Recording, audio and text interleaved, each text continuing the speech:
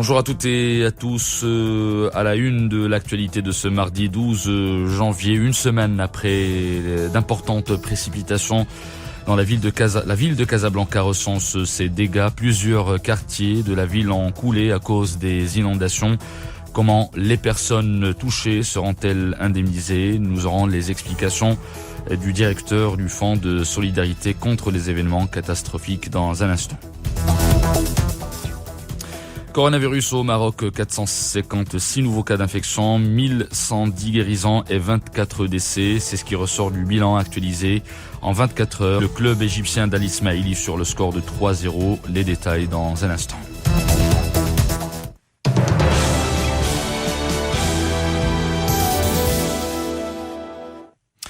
Bonjour à toutes et à tous. On commence ce journal par le bilan actualisé du coronavirus au Maroc. 456 nouveaux cas d'infection seulement et 1110 guérisons ont été recensées en 24 heures. Le nombre total de décès est passé à 7767. 24 personnes ont été emportées par le virus en 24 heures.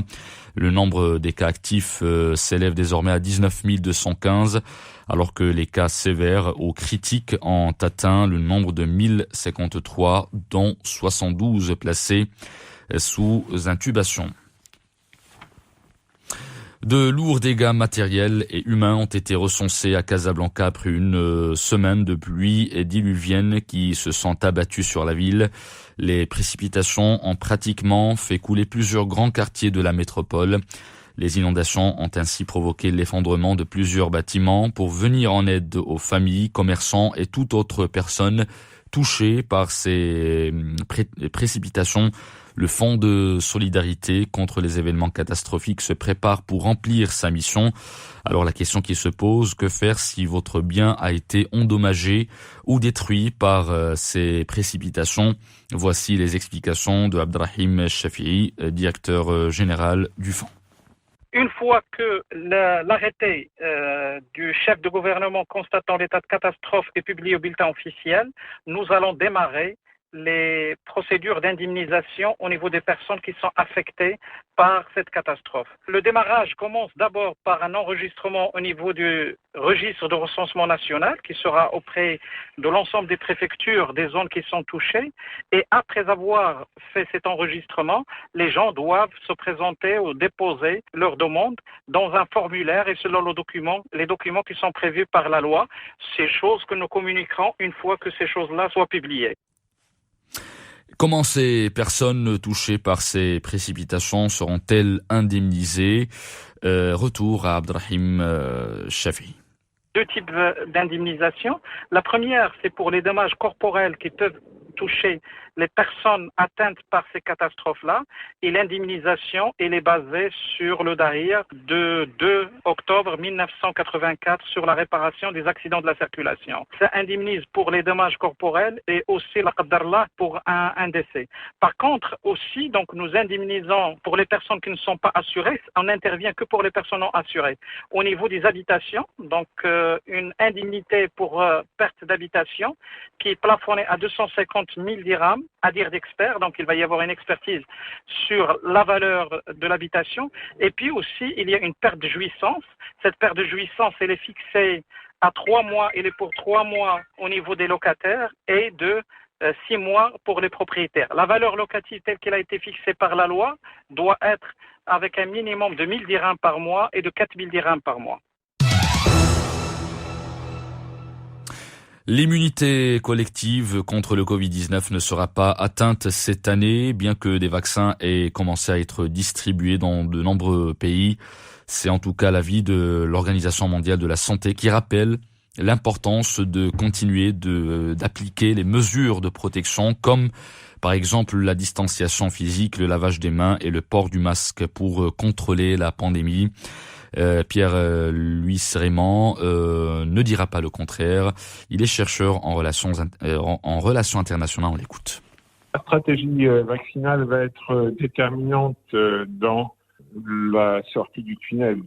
Et tant que cette stratégie vaccinale n'est pas développée d'une manière totale, il va falloir continuer à vivre avec ce va-et-vient entre confinement, reconfinement, bien sûr observer les gestes barrières et évidemment limiter les déplacements. Autrement dit, ce que nous avons appris du virus et la façon dont nous devons continuer à vivre avec ce virus ne va pas changer du jour au lendemain, mais il y a quand même un grand espoir avec maintenant l'arrivée du vaccin.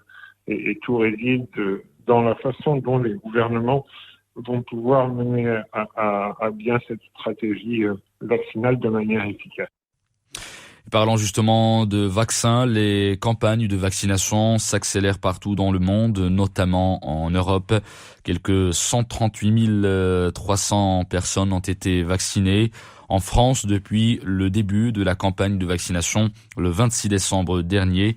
Selon le ministère de la Santé français, les personnes ayant reçu le vaccin anti-Covid font partie des publics prioritaires définis par les autorités sanitaires. Il s'agit là notamment des personnes âgées ou encore les soignants de plus de 50 ans. La campagne de vaccination se poursuit et s'ouvrira dès le 18 janvier à l'ensemble des personnes de plus de 75 ans. L'Île-de-France arrive en tête des régions où l'on vaccine le plus avec 30 248 personnes vaccinées. Et puis au Royaume-Uni, cette fois-ci, 2 300 000 personnes ont été immunisées contre la Covid-19 à l'aide des vaccins développés respectivement par l'alliance germano-américaine Pfizer-BioNTech et AstraZeneca-Oxford. 2700 centres de vaccination seront installés au Royaume-Uni, dont 7 centres de vaccination massive ont ouvert lundi en Angleterre. Il y aura aussi des équipes mobiles qui apporteront le vaccin aux personnes vivant dans les zones rurales isolées. Le Royaume-Uni a été sévèrement touché par la pandémie avec un bilan de morts qui dépasse les 80 000 cas depuis le début de l'épidémie.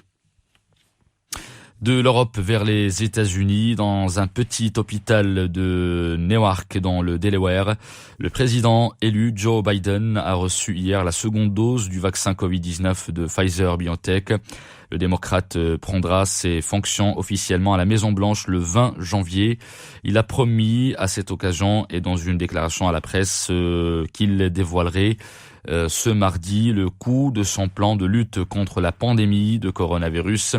Les centres américains de contrôle et de prévention des maladies ont fait savoir qu'ils avaient administré près de 9 millions de premières doses des vaccins Pfizer, BioNTech et Moderna. La pandémie du coronavirus a causé la mort à 375 000 personnes aux États-Unis, pays le plus touché au monde par la maladie. Les couleurs du ciel à présent, une forte vague de froid s'abat sur le pays. À partir d'aujourd'hui, la direction de la météorologie nationale prévoit une vague de froid donc exceptionnelle. Les prochains jours, le niveau de la neige sera d'ailleurs très élevé. Les explications avec Houssine Youlebt.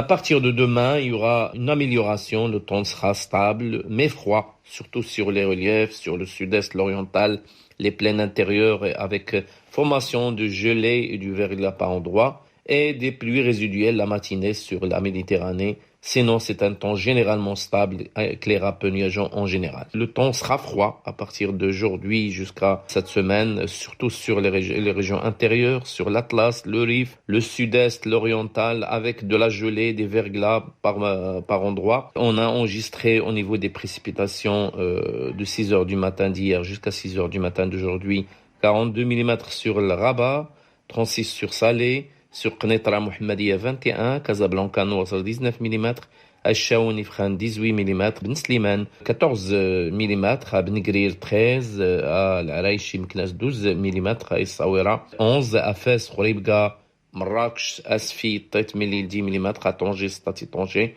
9 mm, Bni Millal Tizni 8, El Jadida 7, et Sidi Ifni, Tantan et Tétouan 4 mm, à Agadir 3 mm, sur Gulmi Mimid 2 et moins d'1 mm sur l'Ayoun.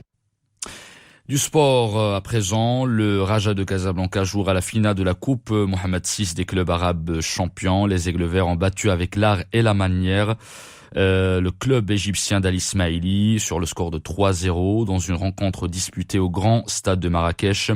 Après une première période pauvre en occasion et une domination stérile de la part du Raja, le Raja justement a activé en deuxième période le mode turbo en exploitant toutes les solutions et l'ouverture du score n'a pas tardé. Le capitaine Mohsin Mitwalli a transformé un penalty à la 62e minute du jeu. 6 minutes plus tard, le Congolais Ben Malongo a inscrit le deuxième but, donnant ainsi l'avantage à son équipe. Et la troisième réalisation des Aigles Verts a été l'œuvre de Mahmoud Ben Halib dans le dernier souffle de la rencontre. Écoutons la déclaration de Hicham Abou Charouane, entraîneur adjoint du Raja de Casablanca.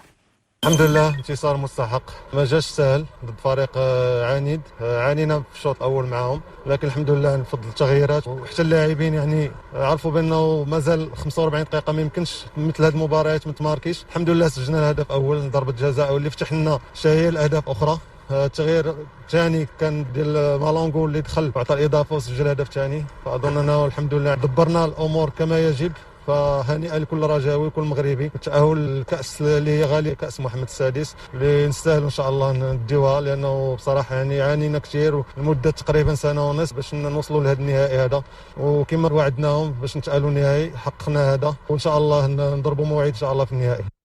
Voilà, c'était donc la déclaration de Hicham Abou Charouane, entraîneur adjoint du Raja de Casablanca, qui a conduit donc cette équipe du Raja à cette finale historique de la Coupe Mohamed VI des clubs arabes champions. Rappelant que dans le match aller disputé en février dernier à Ismailia, les Égyptiens s'étaient imposés par 1-0 contre le Raja. Voilà, c'est la fin de cette édition.